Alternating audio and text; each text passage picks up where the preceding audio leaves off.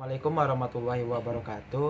Perkenalkan, nama saya Afel Zandana, NIM 2104656, Program Studi Pendidikan Sejarah, Fakultas Ilmu Sosial Universitas Negeri Padang. Video ini saya buat untuk memenuhi tugas ujian tengah semester mata kuliah Sejarah Indonesia Kuno yang diampu oleh Bapak Zulhasri M. Hum dan Ibu Hera Hastuti MPD. Baiklah, untuk soal yang pertama yaitu analisis mengapa hubungan perdagangan antara India dan Cina berpengaruh terhadap Nusantara. Jawabannya yaitu terdapat 4 hal. Yang pertama, letak wilayah Nusantara berada di jalur silang dunia yang menghubungkan jalur perdagangan antara India dengan Cina, begitu sebaliknya. Dengan begitu, pengaruhnya bagi Nusantara adalah menjadikan kawasan Nusantara sebagai kawasan maritim.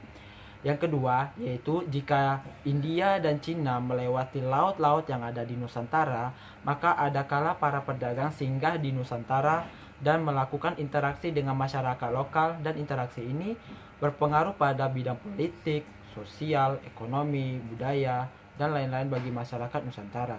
Yang ketiga, yaitu setelah para pedagang berinteraksi dengan masyarakat lokal, maka terjalinlah kerjasama antara kedua belah pihak, baik India maupun Cina, yang secara langsung akan memberikan pengaruhnya masing-masing.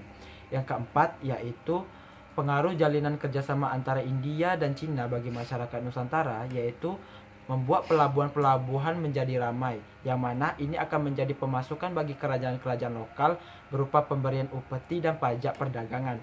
Maka hal ini secara otomatis meningkatkan mutu kerajaan menjadi peradaban yang maju dan ramai. Selanjutnya, untuk soal yang kedua yaitu analisis mengapa kerajaan pertama di Nusantara bercorak Hindu, padahal menurut ahli Buddha lah yang pertama masuk ke Nusantara. Jawabannya yaitu yang pertama, kerajaan Kuta yang bercorak Hindu berkembang pesat terlebih dahulu dibandingkan Buddha.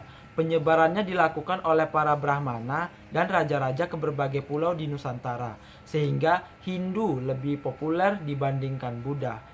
Yang kedua, yaitu kedatangan Buddha ke Nusantara tidak langsung membentuk kerajaan karena membutuhkan waktu dan proses yang lama untuk dapat berbaur dengan masyarakat lokal dan bersaing dengan agama Hindu yang lebih eksis penyebarannya. Yang ketiga, yaitu dalam penyebarannya, kedua agama ini Hindu lebih populer karena Hindu dibawa oleh para pedagang dan menjalin interaksi yang menguntungkan antara kedua belah pihak. Sedangkan penyebaran agama Buddha awalnya tidak melalui perdagangan, maka akan otomatis penyebarannya lebih lama. Yang ketiga, yaitu Buddha memang pertama masuk ke Nusantara, tetapi awalnya hanya menyebarkan agama saja. Berbeda dengan agama Hindu, yang niat membuat kerajaan dan agama Hindu sebagai agama utamanya. Untuk soal yang ketiga, yaitu ada banyak faktor yang menjadikan kerajaan Sriwijaya menjadi kerajaan besar dan sangat berpengaruh pada zamannya. Analisislah beberapa faktor tersebut, baik dari segi kehidupan politik, agama, sosial, budaya, maupun pengetahuan. Yang pertama, yaitu kehidupan politik. Pada masa pemerintahan Balaputradewa, kerajaan Sriwijaya mengalami masa kejayaan. Raja Balaputradewa meningkatkan kegiatan pelayaran dan perdagangan rakyat Sriwijaya. Di samping itu, Raja Balaputradewa menjalin hubungan dengan kerajaan-kerajaan di luar wilayah Nusantara, terutama dengan kerajaan-kerajaan di India seperti Kerajaan Benggala atau Nalanda, juga dengan Kerajaan Chola. Bahkan pada masa pemerintahannya, Kerajaan Sriwijaya menjadi pusat perdagangan dan penyebaran agama Buddha di Asia Tenggara. Yang kedua yaitu agama. Perkembangan agama di Kerajaan Sriwijaya adalah bercorak Buddha. Agama Buddha menjadi agama terbesar di sana. Hal ini sesuai dengan berita Itsing pada abad ke-8 bahwa di Sriwijaya terdapat 1.000 orang pendeta yang belajar agama Buddha di bawah bimbingan pendeta Buddha yang terkenal, yaitu Sakyakirti. Selain itu, para pemuda Sriwijaya juga mempelajari agama Buddha dan ilmu lainnya di India. Hal ini tertara dalam prasasti Nalanda. Yang ketiga yaitu kehidupan sosial. Kehidupan sosial masyarakatnya meningkat dengan pesat, terutama dalam bidang pendidikan. Hasilnya, Sriwijaya terbukti menjadi pusat pendidikan dan penyebaran agama Buddha terbesar di Asia Tenggara.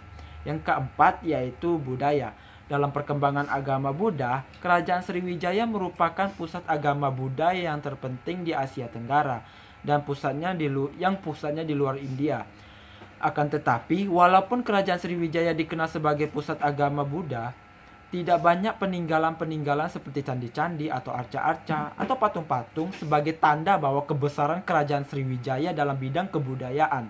Di kota Palembang terdapat sebuah museum yang disebut Rumah Bari sebagai tempat penyimpanan arca-arca Buddha yang ditemukan di sekitar Palembang, namun jumlahnya pun sedikit. Yang kelima yaitu pengetahuan. Pada bidang pengetahuan, Kerajaan Sriwijaya sangat memperhatikan bidang pendidikan seperti memberikan biaya para mahasiswanya Sriwijaya yang belajar di Nalanda. Dengan begitu, setelah mempelajari ilmu di Nalanda, diharapkan dapat bermanfaat bagi kemajuan Sriwijaya, terutama pada bidang agama yaitu agama Buddha. Nah, untuk yang selanjutnya yaitu analisis bagaimana hubungan Kerajaan Sriwijaya dengan Mataram kuno. Mengapa mereka sering berkonflik? Jawabannya yaitu pada masa pemerintahan Balaputra Dewa, Kerajaan Sriwijaya mengalami masa kejayaannya. Pada awal mulanya, Raja Balaputra Dewa adalah raja dari Kerajaan Sailendra, yaitu di Jawa Tengah, tepatnya di Mataram kuno.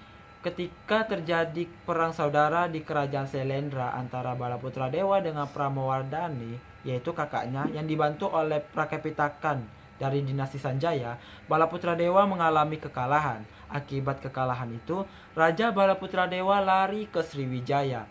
Di Kerajaan Sriwijaya berkuasalah Raja Dharma Setru, yaitu kakak dari ibu Raja Balaputra Dewa, yang tidak memiliki keturunan, sehingga kedatangan Raja Balaputra Dewa di Kerajaan Sriwijaya disambut baik oleh raja. Kemudian ia diangkat menjadi raja, sehingga Raja Balaputra Dewa berkuasa di Kerajaan Sriwijaya dan membawa masa keemasan dan kejayaan di Kerajaan Sriwijaya menjadi kerajaan maritim dan strategis di Asia Tenggara.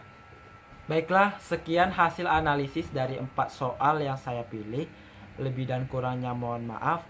Wabillahi taufik wal hidayah. Wassalamualaikum warahmatullahi wabarakatuh.